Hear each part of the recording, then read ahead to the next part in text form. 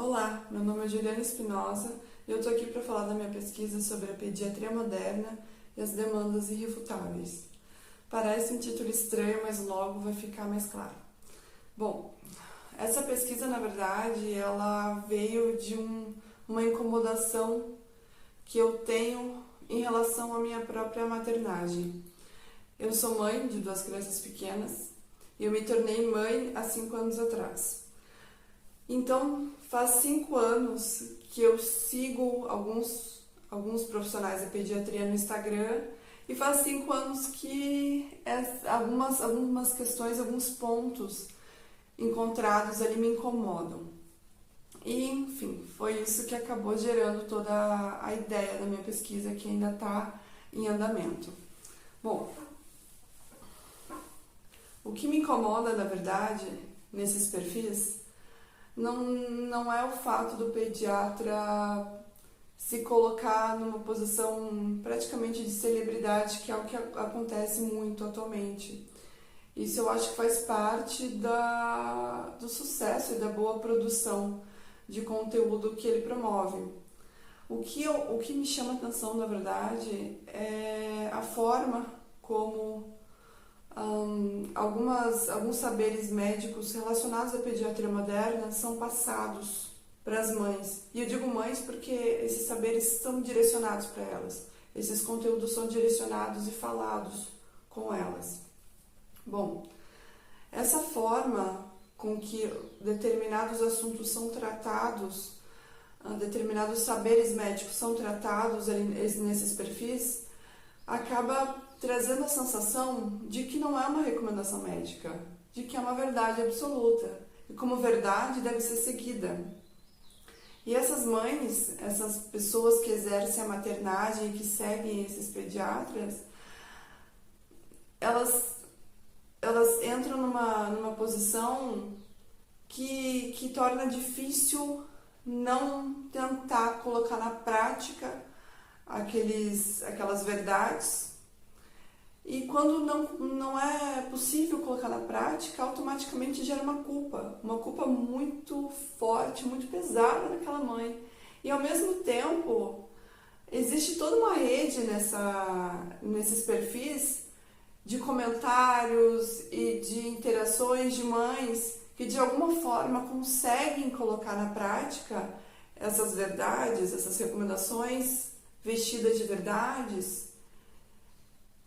E cria-se uma hierarquia entre as mães que conseguem e as mães que não conseguem. Uma hierarquia invisível, não existe algo estrutural, algo falado, nada é falado. Mas é uma hierarquia invisível que se estabelece. Porque a mãe que não conseguiu, por exemplo, amamentar, ela vê aquele conteúdo sobre a amamentação que fala que toda mulher que pare produz leite, uma generalização muito forte, muito comum nesses perfis.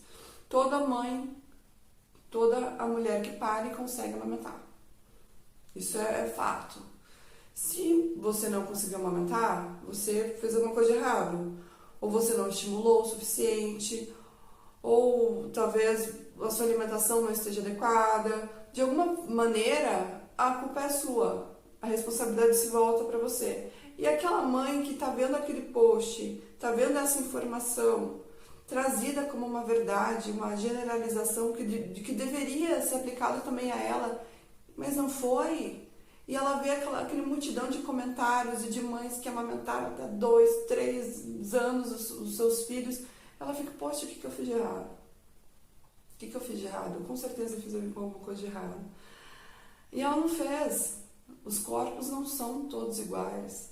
Não é possível generalizar dessa forma.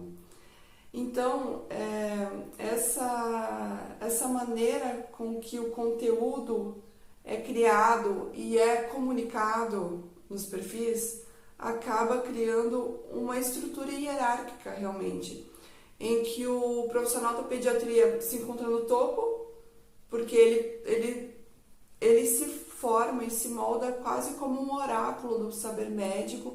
Tudo que ele fala é falado de uma maneira que parece realmente que é aquilo, que não tem contradição, que é irrefutável, inquestionável. E as mães buscam seguir, porque parece que se elas não seguirem aquelas recomendações, elas vão estar automaticamente prejudicando seus filhos. Então elas buscam seguir. Algumas conseguem e colocam lá os seus comentários, enfim, os seus relatos, mas a maioria não consegue. Não são recomendações práticas, não são recomendações realistas. Muitas delas não são. E as que não conseguem ficam se sentindo menos, um fracasso. Porque como assim? Se toda mãe consegue amamentar, como é que eu não consegui? Se todas essas que comentam conseguiram amamentar, por que eu não consegui? E não é só em relação à amamentação. A amamentação é um tema muito recorrente nesses perfis. Mas também tem milhares de outros conteúdos, milhares de outras recomendações relacionadas à pediatria moderna que são passadas de uma forma muito absoluta. Como, por exemplo, a chupeta. Não pode chupeta. Não pode chupeta. Se você der chupeta para o seu filho, você vai prejudicar ele. Com certeza vai prejudicar, não pode chupeta. Se ele está querendo sugar alguma coisa, é que ele precisa de sentir, o sugar faz parte do conforto dele se sentir seguro, então põe no peito. Mas e a mãe está com o bico do peito rachado, em frangalhos, ou ela não conseguiu amamentar, não existe essa possibilidade. O que a mãe faz? O que sobra, sabe? É tudo muito difícil para as mães que não seguem esse padrão, que essas recomendações e que esses perfis têm construído na cabeça de suas mães seguidoras. E essa estrutura, ela tem se tornado tão aparente, pelo menos para mim, e ela se revela em algumas articulações próprias desses perfis, como, por exemplo, os grupos seletos que são realizados ali dentro. Nesses perfis é muito comum existirem grupos de mães, mas assim, são grupos que você precisa pagar para participar. Então são grupos de mães e a elas é prometido um conhecimento, é prometido a transmissão de saberes ali que são exclusivos, são exclusivíssimos e vão fazer com que ela seja uma mãe melhor e automaticamente que o filho seja melhor cuidado. Então essas mães participam desses grupos, e esses grupos eles passam uma sensação de tanto empoderamento mesmo, sabe? Empoderamento no sentido de tomar o poder para si. Que são criados até apelidos para essas mães. Então, sabe, tipo as chacretes do Chacrinha? É tipo isso. As mães têm um apelido próprio, as mães daquele grupo, e elas têm um diálogo um pouco mais direto ali com o pediatra, né, que está ali no topo. Então, assim, é uma escala de poder muito visível e que não favorece as mães que estão na base. Não favorece. E as mães que estão na base são as mães que constituem a maioria, né? Então,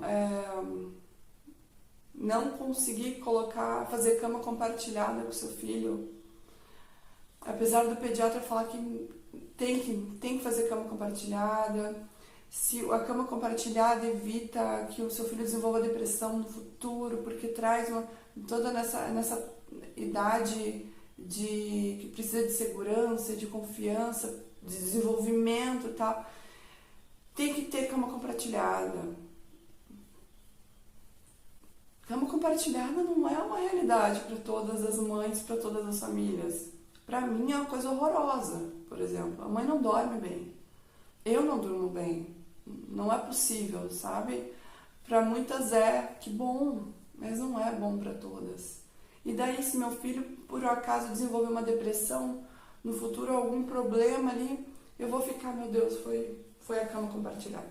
Eu tinha que ter feito. Vocês entendem que a culpa sempre volta para as mães? A culpa sempre volta para as mães em decorrência dessas verdades, desses saberes colocados como verdades. Porque se é uma verdade, se é um fato, quando você não segue, tem uma consequência. E a consequência é sempre negativa. Então, assim, a minha pesquisa busca entender melhor essa relação de poder que é estabelecida nos perfis de alguns pediatras, né? Mas